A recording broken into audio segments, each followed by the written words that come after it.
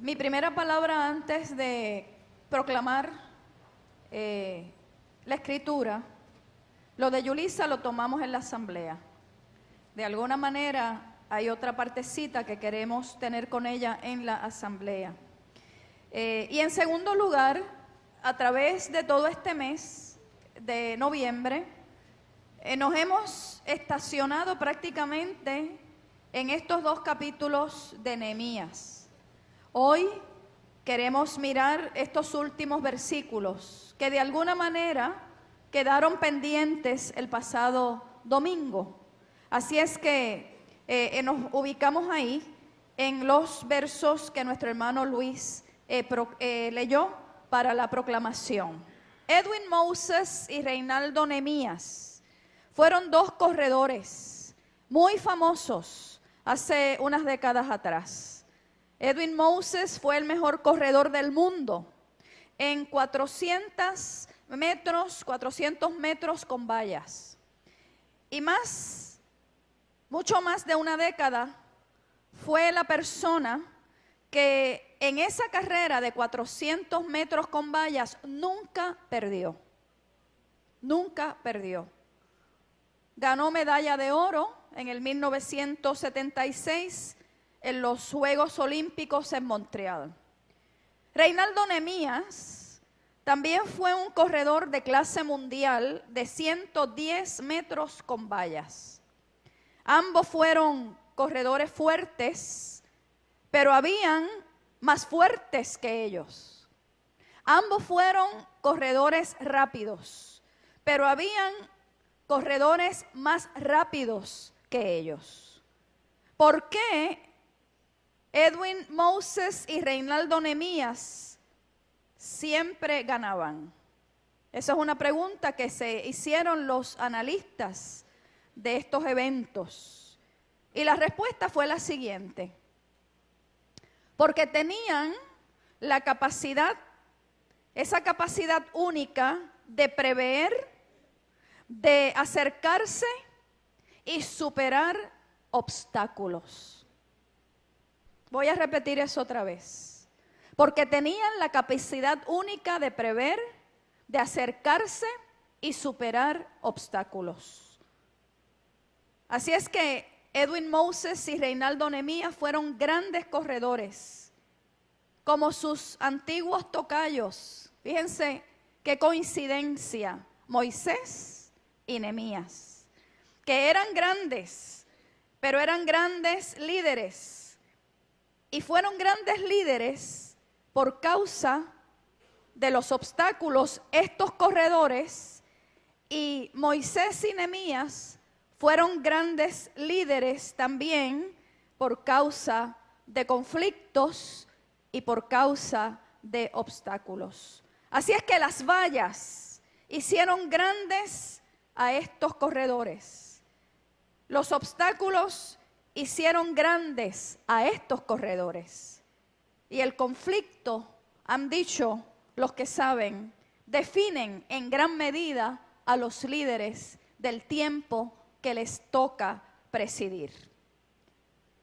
Cuando miramos esos versículos del capítulo 2, obviamente sabemos, por lo que hemos predicado ya, que Jerusalén necesita una intervención directa, urgente y de una reforma sin precedentes. Y si la situación necesita de una reconstrucción, de una reforma, si un pueblo está al borde del colapso, como estuvo Jerusalén,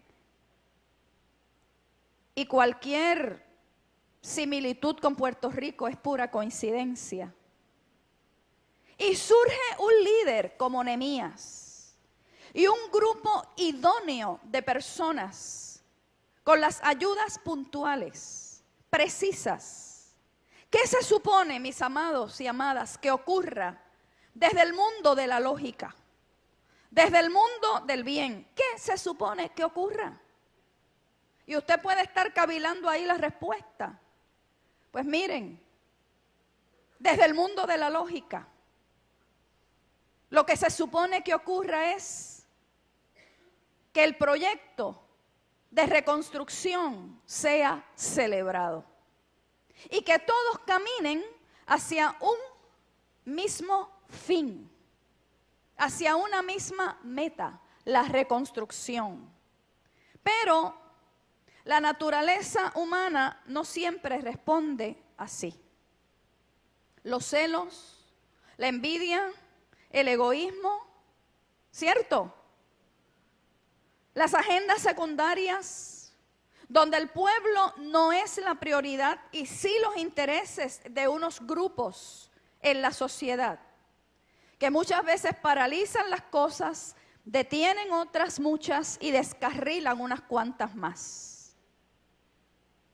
Amén de la mezquindad, entre otras cosas, intenta paralizar los buenos proyectos de reconstrucción que ya Dios ha trazado para su pueblo. Eso en primer lugar. En segundo lugar, vemos que hay gente opuesta al proyecto de Dios, al proyecto de esa reconstrucción nacional tan necesaria.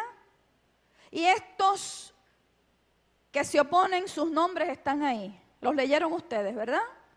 Sanbalat, Gesem y Tobías, enemigos de la obra, porque quienes se burlan, menosprecian, desprecian y entorpecen a los hijos de Dios que quieren cumplir el plan trazado por el Señor, se convierten en enemigos de la obra. Por lo tanto, se desprende de la historia que el deseo de hacer el bien, escuche bien, valga la redundancia de la palabra bien, el deseo de hacer el bien no es inmune al problema y al conflicto. Usted puede tener en sus manos, líderes pueden tener en sus manos el mejor proyecto, la convicción de que ese proyecto X, el que sea en este caso, en Nehemías estaba el proyecto de reconstruir muros y de reconstruir puertas para la seguridad de Jerusalén. Así que el compromiso de trabajar y lograr objetivos nobles para el reino de Dios no está exento de la dificultad y de la crítica. Y eso, quienes de alguna forma estamos en lugares, fíjense que no estoy hablando de posiciones, porque yo hace tiempo me convencí de que en la obra del Señor no es lugar, no es espacio para hablar de posiciones. En la obra del Señor hay lugares para servir. Y el que está posicionado en el centro de todo proyecto salvífico, el grande, el extraordinario, el maravilloso, como cantó Yulisa, es el Señor del cielo y de la tierra, el Dios de la iglesia. Y si tuviéramos esa verdad humana de que objetivos nobles, corazones dispuestos, no están exentos de la dificultad y de la crítica. Si tuviéramos esa verdad humana más presente, estaríamos mejor preparados para que el desaliento, para que la frustración y para que la desmotivación no sea lo que dirija nuestras decisiones. Porque siempre van a existir personas que tienen la lupa de la crítica. Siempre van a existir personas que en vez de mirar todo lo bueno y todo lo positivo, se van a fijar en un puntito casi imperceptible y de eso se agarran. Y a los líderes que están aquí, en los lugares donde sea, secularmente, en la iglesia, en la comunidad, sépase que una vez usted asume un lugar de liderazgo, siempre la crítica, siempre el señalamiento va a llegar. ¿A quién no le llegan las críticas? ¿A quién no le llegan los señalamientos? ¿A quién no le llega la dificultad? A los que no asumen ningún lugar. A los que no hacen nada. Esos no van a ser criticados. Y esos no van a ser señalados porque han asumido ese lugar de no hacer nada. Así es que cuando a usted lo critiquen, cuando usted lo señalen, cuando haya oposición a algo que usted está haciendo en el nombre del Señor y con la aprobación del Señor, sepa usted que eso es parte de este proceso humano.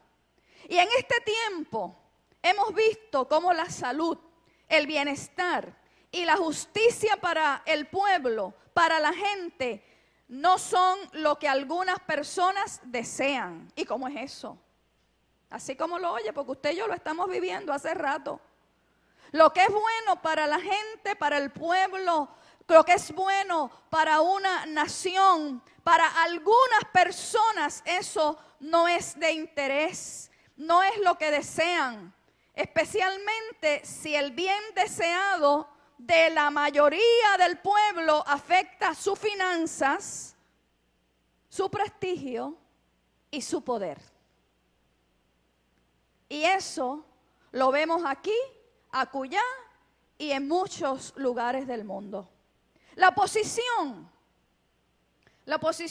de Sanbalat, de Tobías y de Gesem, son el símbolo de las fuerzas que tratan de detener al creyente y al pueblo de Dios. Una vez hemos puesto la mano en el arado, como dice el Evangelio, no debemos volver atrás. No debemos mirar atrás. Una vez hemos puesto la mano en el arado, la hemos puesto porque de alguna manera el Espíritu Santo de Dios nos ha impulsado, nos ha capacitado, nos ha inquietado y nos ha obrado allá dentro en la voluntad del ser para poder levantarnos y edificar en el nombre del Señor. Así es que el conflicto que ellos iniciaron, que estos tres iniciaron, es prototipo de las dinámicas que rodean la iglesia en medio de una sociedad injusta y conflictiva. No podemos nosotros, hermanos y hermanas, copiar, extrapolar los estilos de este mundo decadente a la iglesia del Señor.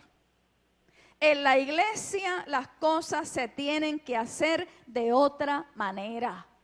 En la iglesia nosotros obramos, vivimos y todo lo que hacemos lo hacemos desde los valores del Evangelio de nuestro Señor Jesucristo. ¿Cuántos dicen amén? Óigame, y los desacuerdos siempre los vamos a tener. Y hay que estar en desacuerdo en muchos momentos. ¿Por qué? Porque no todos pensamos de la misma manera. Porque no todos vemos las cosas desde el mismo prisma. Porque somos seres humanos diferentes. Y quizá en esto o en aquello no vamos a estar totalmente de acuerdo. Pero sigue siendo el lema de los discípulos de Cristo. Un lema que lleva siglos en la historia de la iglesia, que en lo esencial sí tenemos que estar unidos, que en lo no esencial podemos tener libertad de criterio y en todas las cosas que llevemos a cabo tenemos que tener amor. Ese es nuestro lema y no podemos olvidarlo. Así es que los desacuerdos siempre los va a haber. Pero eso nunca debe lacerar y afectar el amor y la unidad que debe existir entre todos en el nombre de Cristo Jesús, Señor nuestro.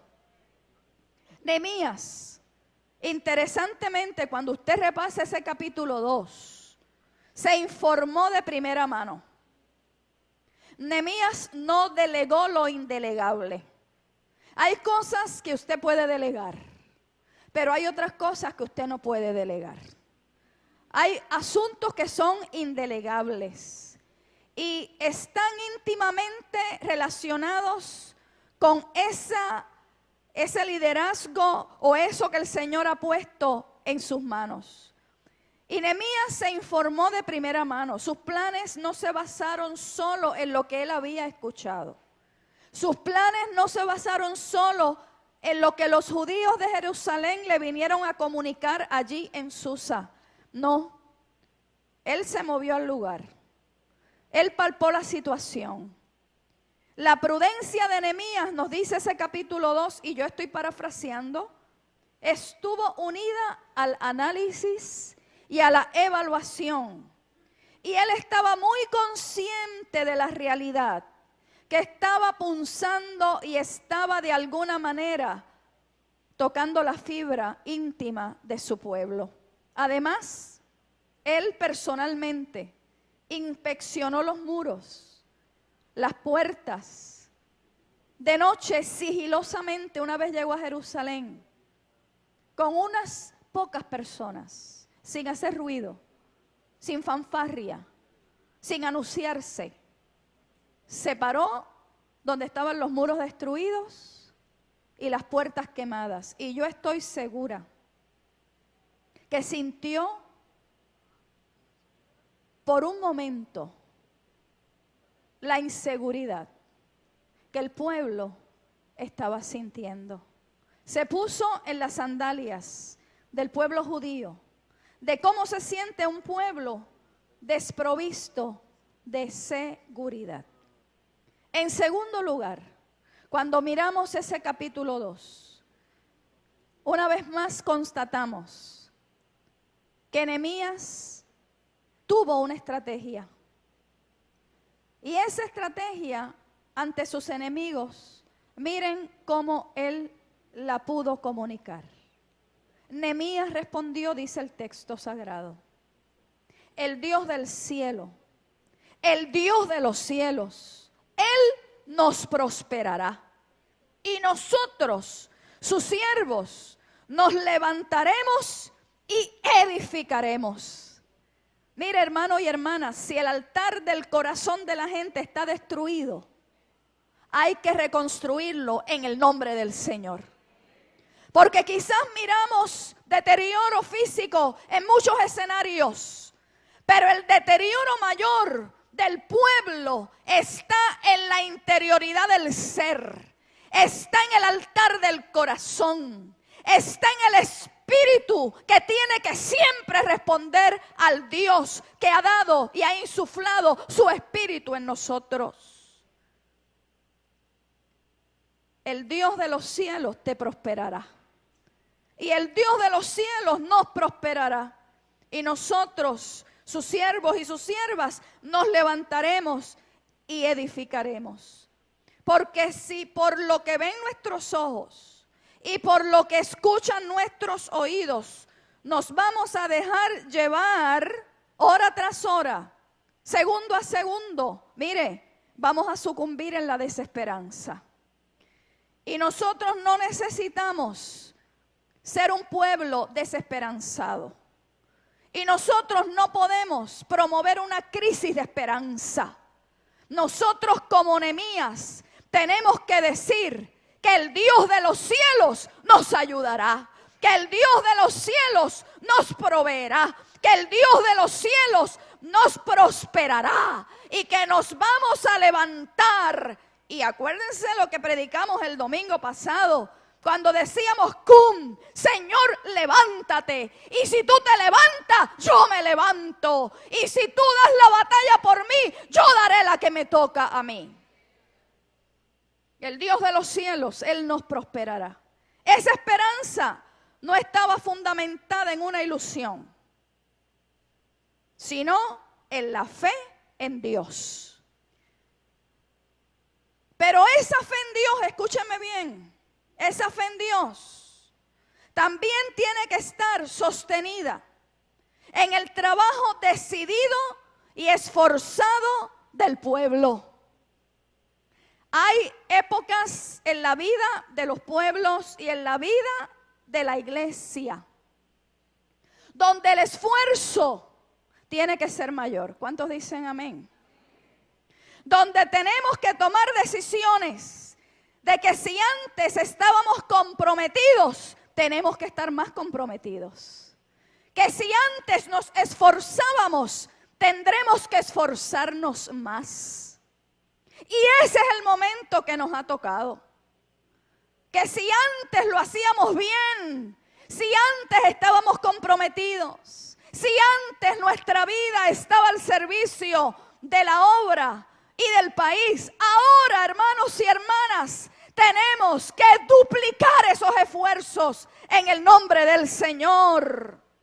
Esa esperanza no descansa en que Dios va a realizar lo que el pueblo, a ti y a mí, nos corresponde, sino que Dios prosperará los esfuerzos de la comunidad de fe.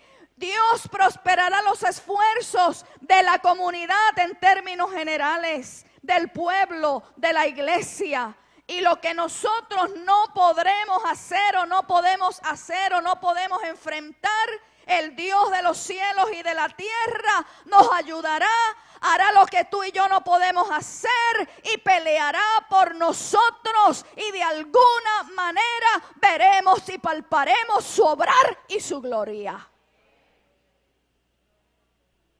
Además, Nehemías reconoció la necesidad de confrontar la oposición de una manera clara y firme. Es interesante porque Nehemías no es el tipo de líder que se nutre del conflicto. Hay gente que se nutre del conflicto y andan buscando bulla donde quiera. Pero Nehemías no. Nehemías no buscaba desatar el conflicto. Él no creaba el conflicto adrede, pero tampoco lo rehuyó.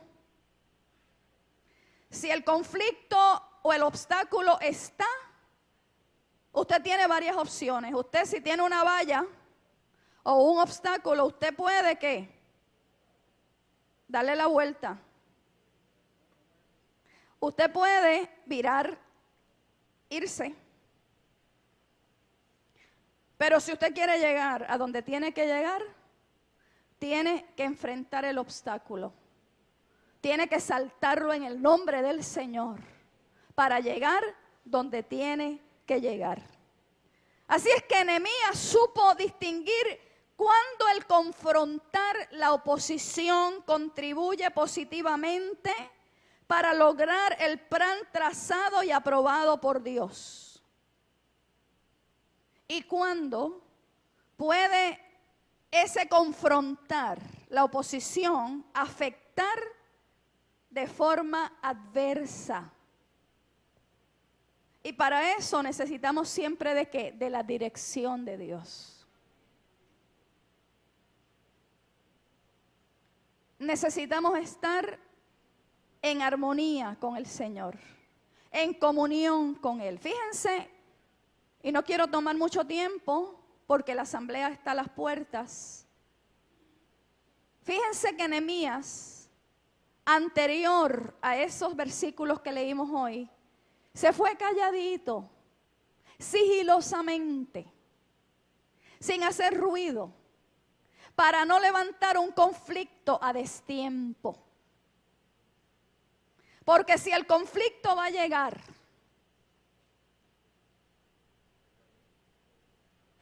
y de eso nosotros hemos visto tanto en los últimos años, hay que enfrentarlo, pero no provocarlo a destiempo. Y Nehemías nos da esa lección. En Nehemías es posible encontrar en sus acciones y en su discurso varias cosas importantes. En primer lugar, y con esto voy acercándome a la parte final, la prudencia en el manejo de situaciones difíciles. Y tenemos que orar mucho, porque necesitamos personas y líderes prudentes, porque la situación en el país y en el mundo entero amerita prudencia en tiempos y en situaciones difíciles. Si usted fuera a definir prudencia, ¿cómo define usted prudencia? Es la cualidad y es la virtud que disponen algunas personas que llevarán a esa persona o a ese grupo de personas a actuar y conducirse en la vida con suma precaución y reflexión. La pregunta es si usted es prudente.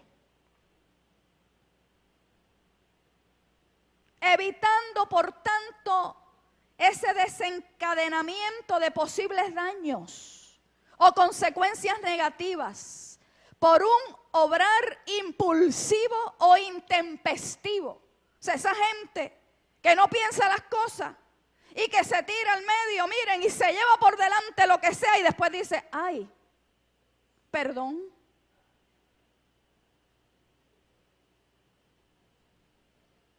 La prudencia en el manejo de situaciones difíciles. ¿Qué más nos deja Nehemías en estos primeros 2 capítulos? En Nehemías tenemos el ejemplo de que es importante el análisis antes de echar a correr planes y proyectos. Y usted eso lo puede vivir en el plano personal, familiar, eclesial, nacional, en todos los escenarios que usted tenga de frente. En tercer lugar, ¿qué nos deja Nehemías? Que en este hombre de Dios encontramos solidaridad y compromiso como líder. Él no solo analizaba, él no solo mandaba, estaba ahí con el pueblo, enrollándose las mangas. Yo creo que lo más que le puede molestar a una persona que está a las órdenes de otra es que lo estén mandando todo el tiempo por control remoto. Y quien lo manda ni se le ve el pelo, ni se aparece. No, Nehemías estaba ahí. Él iba, mandaba y estaba. Y de alguna manera, con su ejemplo, estaba solidarizándose y afirmando un compromiso. En cuarto lugar, tenemos en su liderazgo la necesidad de afirmar la esperanza y la fe en Dios. Y la contundente verdad de que el trabajo firme y el trabajo decidido del pueblo de Dios nos va a llevar a lograr las metas propuestas en su nombre. Yo le decía a los hermanos y hermanas de la parada 26, el pasado jueves, ellos escogieron el Salmo 126 y especialmente esos versículos que dicen, los que sembraron con llanto, con lágrimas, con regocijo, segarán. Y decíamos que las cosas no caen del cielo. Que usted logra metas, objetivos, frutos con duro trabajo y esfuerzo. Y la realidad es esa, que ese trabajo firme y decidido del pueblo de Dios lo lleva y nos lleva a poder concretar esas metas y esos objetivos que beneficiarán a todo ese pueblo del Señor. Termino diciéndote ya a ti en un plano más personal. Cuando te propongas hacer algo para Dios, escúchalo bien, vas a recibir críticas. Cuando tú te propongas hacer algo para Dios, vas a recibir críticas. Sabrá Dios cuántas veces has recibido burlas, desprecio, como dice ahí el texto bíblico, menosprecio. Pero recuerda algo, que si Dios te llamó, solo Él mismo podrá detener la obra. Nadie más. Si lo que Él puso en tus manos es de Él y Él te llamó, solo Él puede detener lo que ha puesto en tus manos. No te desalientes. No nos desalentemos ante quienes tienen actitudes y palabras de crítica. El momento requiere que resistamos. ¿Cuántos dicen amén? El momento requiere, y voy a usar una frase popular, que tengamos el cuero duro. No podemos tener telita de cebolla, hermano y hermana. Necesitamos tener de alguna manera un caparazón que pueda aguantar cualquier actitud de desánimo o desaliento del lado que sea. Y eso lo estoy diciendo en términos como país, como iglesia, como familia y como persona. Porque escucharemos muchas cosas, pero tú no puedes olvidar lo que es palabra instalada en el corazón por el Espíritu Santo de Dios. Y esa palabra no puede ser sustituida por ninguna palabra humana que venga a desalentarnos y a alguna manera afirmar la desesperanza. No te desalientes, no te desanimes. Dile al Señor que te ayude y que nos ayude. El momento requiere que resistamos. Por eso esa palabra de Nehemías es tan importante. Levantémonos y edifiquemos para la obra de Dios, para la gloria de Dios, pero además para el bienestar de todos aquellos que te rodean. ¿A cuántas personas tú alcanzas diariamente? Haz un análisis rapidito ahí donde estás. Esa circunferencia que está ahí alrededor tuyo. Analiza cuántas personas tú impactas con tu presencia, con tu vida, con tu actitud, con tus palabras. Yo creo que muchas, más de las que tú piensas. Y a cada una de esas personas que directa o indirectamente tú impactas, queremos impactarlas para bien. ¿Cuántos dicen amén? Yo lo he dicho ya y lo repito hoy. No he vivido yo un tiempo como el que me ha tocado vivir. En mis añitos puedo hacer diferencias, puedo establecer ciclos, puedo ver con claridad momentos en la historia personal y colectiva. Y no había yo experimentado tanta carga espiritual por mi gente, por mi iglesia y por mi pueblo. Pero yo quiero decirte que esta mañana cuando venía para acá, después que pasé, me acuerdo exactamente el lugar, después que pasé el peaje de Buchanan y la cárcel federal, nada tiene que ver con lo que voy a decir. El Señor me abrió claro a mi corazón. Y lo que yo recibí en mi espíritu fueron unas palabras muy sencillas, pero muy reveladoras y muy importantes. Y esas palabras fueron las siguientes: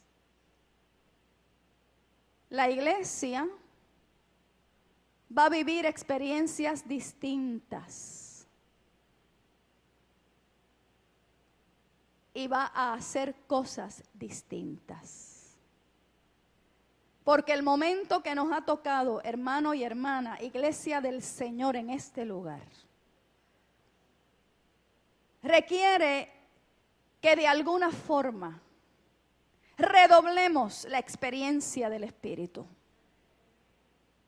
Y vamos a tener experiencias espirituales diferentes. Y no estoy diciendo que lo anterior es invalidado, no, todo lo contrario. Ha tenido que ser necesaria esa zapata, esa estructura que se ha venido desarrollando a través de los años Porque la experiencia espiritual que nos aguarda va a ser distinta y diferente. Pero también las cosas serán distintas y diferentes. Y en medio de esa realidad, el Señor requiere que tú estés claro y clara. Que no nos podemos desalentar. ¿Cuántos dicen amén? Y que no nos podemos desanimar. Y que nos tenemos que esforzar. Que van a haber ciclos en este año 2017 donde el esfuerzo no va a ser comparable al 2016. Ay, pero escúchame bien en esta mañana. El Dios de los cielos nos prosperará.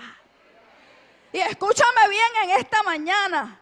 Lo poco, porque siempre será poco lo que tú y yo podamos hacer por la obra del Señor y por Dios.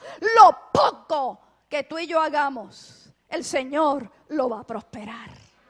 Y nos vamos a sorprender de cómo Él prospera, de cómo Él visita, de cómo Él sostiene. Pero para esas experiencias nuevas, tendremos que hacer cosas nuevas, distintas a las que hemos hecho en otros momentos. Ya eventualmente yo estaré comunicando alguna de esas cosas. Y yo soy obediente al Señor. Cuando el Señor pone cosas en mi corazón que yo estoy segura, no tengo ni la más leve sombra de duda, yo voy en el nombre del Señor, con paz, con seguridad y con firmeza. Y ahí la palabra de Dios en esta mañana, y con esto termino, nos invita a levantarnos y a decirle al Señor: cum, Señor, levántate con nosotros. Levantémonos y edifiquemos el altar espiritual de nuestro corazón para la gloria del Señor. Buen Dios, en esta mañana estamos ante tu palabra, pero también estamos ante la convocatoria del cielo. Señor, de que los tiempos en que nos toca vivir y ser iglesia, y ser familia, y ser país, reclama, Señor, todo el ser, toda la inteligencia, toda la sabiduría, toda la voluntad, pero también toda la humillación y toda la dependencia de tu Santo Espíritu. Aquí estamos. Señor, aquí estamos. Ayúdanos. Ayúdanos y dirígenos. Y permite que el altar de nuestro corazón esté encendido. Y permite, Señor, que reedifiquemos muros y puertas espirituales para los tiempos venideros, porque tendremos que resistir en tu nombre y no nos podremos desalentar, y no habrá tiempo para el desaliento, y no habrá tiempo para el desánimo, y no habrá tiempo, Señor, oh Dios, para delegar en otros lo que tú has puesto en nuestras manos. Nos levantaremos y edificaremos en el nombre del Señor. Amén.